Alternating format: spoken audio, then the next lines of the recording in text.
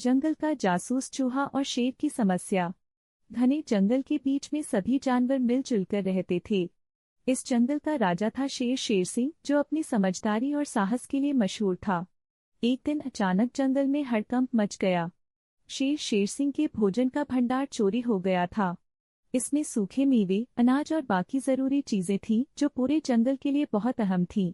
खबर जंगल के कोने कोने में फैल गई और सभी जानवर घबरा गए। शेर सिंह ने गुस्से में दहाड़ते हुए सभा बुलाई, हमारा भोजन का भंडार चोरी हो गया है। अगर इसे वापस नहीं लाया गया तो हम सब भूखे मर जाएंगे।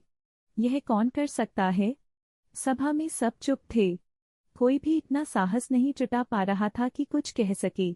तभी छोटा सा चूहा मूषक आगे आया, जिसे सब डिटेक्टिव रैट बुलाते थे। उसने आत्मविश्वास से कहा, महाराज, मैं इस रहस्य का पर्दाफाश करूंगा।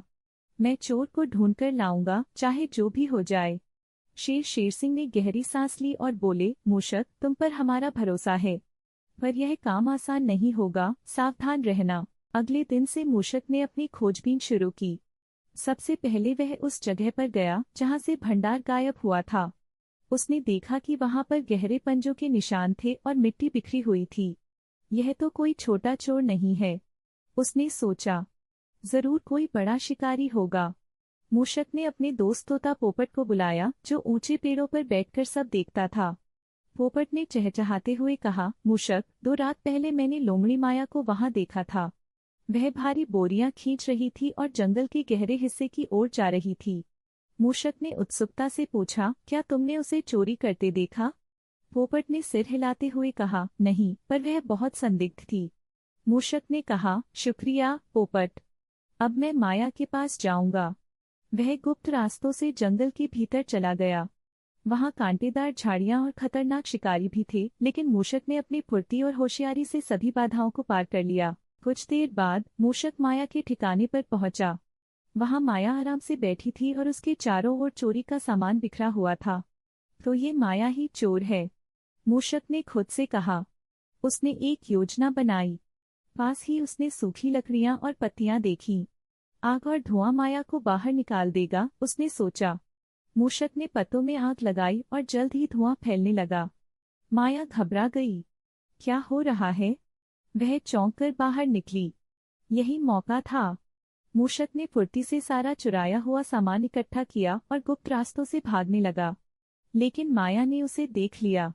गुस्से में चिल्लाते हुए वह उसके पीछे दौड़ी, रुको, तुम मेरा सामान लेकर कहाँ जा रहे हो?